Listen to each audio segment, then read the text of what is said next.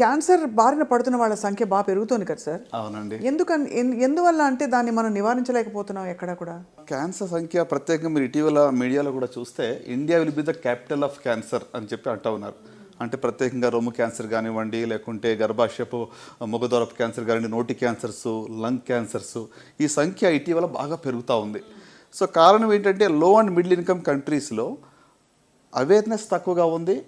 Early డిటెక్షన్కి మన దగ్గర facilities లేవు. ఇది మెయిన్ కదా సార్. సో ప్రివెంటివ్ స్ట్రాటజీ కూడా మన దగ్గర పెద్దగా లేదు. సో దానివల్ల నంబర్ ఆఫ్ కేసెస్ అనేది ఇటీవల బాగా పెరుగుతూ ఉంది. అంటే బహుశా కమ్యూనిటీ లెవెల్లో మనం దీన్ని అడ్రస్ చేయట్లేదేమో అనిపిస్తుంది సార్. తప్పకుండా. అంటే మీరు అన్నారు కదా క్యాన్సర్ సంఖ్య ఎందుకు పెరుగుతుందంటే మన life style is one reason I can say అండి. ఇప్పుడు మన చిన్నప్పటికీ ఇప్పటికి చూస్తే మన జీవనశైలి చాలా వరకు మారిపోయింది. The food that you eat, the air that you breath, మనం పీల్చుకునే గాలి కానివ్వండి, తినే ఆహారం కానివ్వండి, లేకుంటే త్రాగే నీళ్లు కానివ్వండి, అంతా కూడా కలుషితం అయిపోయింది. Even the mental health, stress level చాలా పెరిగిపోయినాము. పరిగెడతా ఉన్నాం అంటే మనసులో ఒక ప్రశాంతత అనేది లేదు. ఎంత గొప్పగా చెప్పారు సార్. ఈ మాట మాత్రం చెప్పగానే ఐ థింక్ చాలామంది కదిలిపోతారు. డాక్టర్ చిన్నబాబు గారు, మీరు చేసిన అనేక కాంప్లెక్స్ సర్జరీస్లో what was your most challenging one? చాలా ఉన్నాయండి.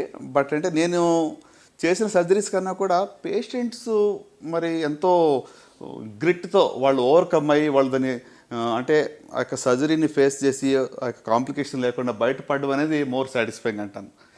ప్రతి సర్జికల్ ఆంకాలజిస్ట్ కూడా కాంప్లెక్స్ సర్జరీస్ చేయడానికి ట్రైన్ అయి ఉంటారు. So but what is most important అంటే నేను చెప్పేది ఏంటంటే డిఫికల్ట్ పరిస్థితుల్లో పేషెంట్ కూడా ఫైట్ చేసి బయటకు రావడం అనేది నేను చాలా I feel it's more satisfying అంటాను. సో ఆబ్వియస్లీ ఇప్పుడు కామన్ నాలెడ్జ్గా చాలామందికి ఇప్పుడు తెలిసిపోయింది సార్. ఒకటి సర్జికల్, ఇంకోటి కీమోథెరపీ, ఇంకోటి రేడియేషన్ ట్రీట్మెంట్స్ ఉంటాయి క్యాన్సర్కి అని చెప్పి. సో అన్నిటికీ సర్జరీలు ఉపయోగపడతాయి సార్? లేదండి. అంటే 3 మల్టీ డిసిప్లినరీ మేనేజ్మెంట్ అంటాం. యూజువల్గా సాలిడ్ ట్యూమర్స్ అంటే రొమ్ము క్యాన్సర్ కానివ్వండి, థైరాయిడ్ కానివ్వండి, లేకుంటే పెదపేగు కానీ, లంగ్స్లో కానీ, వీటిని సాలిడ్ ట్యూమర్స్ అంటాం. సో వీటిల్లో అర్లీ స్టేజ్లో మనం కనుక్కుంటే సర్జరీ చేస్తాం. స్టేజ్ 1 యూజువల్గా అర్లీ స్టేజ్లో సర్జరీ ఫస్ట్ చేస్తాం. సో ఒకవేళ జబ్బు లోకల్గా అడ్వాన్స్ అయినట్లయితే, లింఫ్ నోడ్స్ కానీ పాకినట్లయితే ఫస్ట్ కీమోథెరపీ ఇచ్చి దాన్ని డౌన్ స్టేజ్ చేసి తర్వాత సర్జరీ చేస్తాం. ఇన్ని వందల వేల సర్జరీలు చేసి ఇంత కీర్తి ప్రతిష్టలు మీకు మొన్న కూడా ద్రౌపది ముర్ము గారితో, మీ ప్రెసిడెంట్ గారితో మీ ఫోటో చూసాం sir. It must be so fulfilling for you. అవునా? అంటే కమ్యూనిటీ వర్క్ అనేది కూడా I feel it's very close to my heart అండి. ఆ లెగసీ అనేది మా అమ్మ నుంచి నాకు వచ్చింది. అంటే she was a social worker. మా ఊర్లో ఎవరికి హాస్పిటల్కి ఎవరిని తీసుకుని వెళ్ళాలంటే తనే తీసుకుని వెళ్ళేది. కర్ణాటకలో వాళ్ళ కన్నడ లాంగ్వేజ్ వచ్చేది కాదు, తెలుగు వాళ్ళంతా అక్కడ సెటిల్ అయ్యారు కాబట్టి ఆమె కన్నడ వచ్చేది తీసుకుపోయేస్తాను. సో ఆ లెగసీ నాకు పాస్ ఆన్ చేసిందేమని అనుకుంటూ ఉంటాను. కమ్యూనిటీకి అవేర్నెస్ బిల్డ్ చేయాలని, ఇంకోటి ఏదో చేయాలి. క్యాన్సర్ బారిన పడడానికి ఇవి కారణాలు అని, అదేమిటి మన దాకా రాదనుకుంటారా జనం కమ్యూనిటీలో, లేకపోతే నాకేం కాదులే అనుకుంటారా, or what is it sir? ఆ రెసిస్టెన్స్ ఏమిటి? తప్పకుండా. అంటే క్యాన్సర్ గురించి ఎట్లా అంటే ఇప్పుడు ఈవెన్ స్క్రీనింగ్ టెస్టులు చేస్తూ ఉంటే కూడా చాలామంది టెస్టులు చేసి లేని జబ్బు ఇస్తారేమని భయపడుతూ ఉంటారు. ఓహో. మేము వాళ్ళిద్దరు బస్సుల ద్వారా వెళ్ళి క్యాన్సర్ స్క్రీనింగ్ చేస్తాం, మెమోగ్రఫీ చేస్తాం, ప్యాప్స్మియర్ చేస్తామంటే అంతా మాకు బాగుంది, ఏమి లేని జబ్బు మీరు ఇస్తారని చెప్పి కూడా వాళ్ళు భయపడుతూ ఉంటారు. అంటే అపోహలు ఉన్నాయి.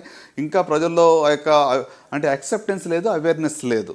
సో ఎందుకు నంబర్ పెరుగుతుంది అంటే అగైన్ మోస్ట్ ఇంపార్టెంట్ అంటే టొబాకో, పొగాకు మరి సేవించడం, పొగాకు కాల్చడం 30 to 40% దీనివల్లే వస్తుంటాయి.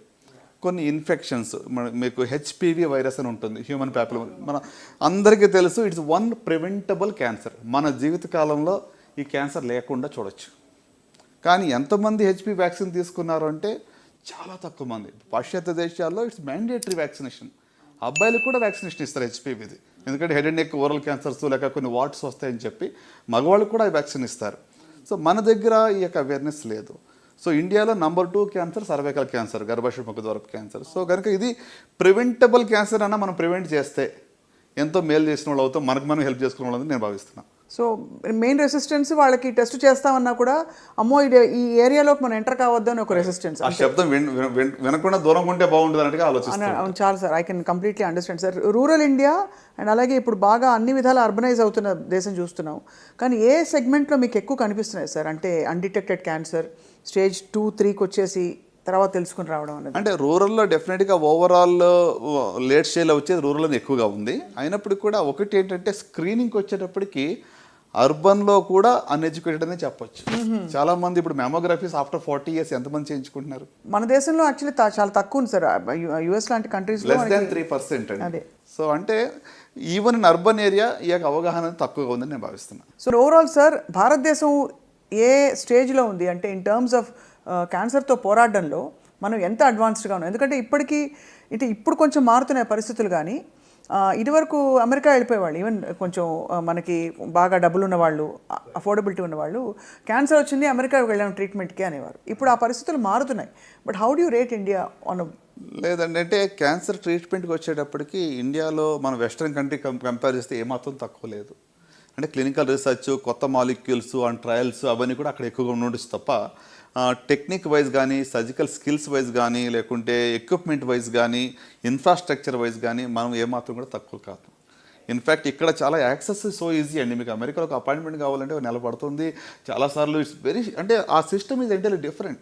మనకేంటి ఇప్పుడు నిజంగానే అర్జెంట్ ఉంది అంటే ఒక ఫోన్ కాల్ డాక్టర్లు అందుబాటులో ఉంటున్నారు ఈ రోజుల్లో ఇక్కడ. అవును, నిజమే సార్. So in that way we are very privileged అనుకుంటాను ఇక్కడ అంతా. హెల్త్ కేర్ సిస్టంలో సార్ చాలా మనం ముందుకి వెళ్ళామంటే in terms of access and affordability also ఇప్పుడు. ఎస్ అండి. సో అది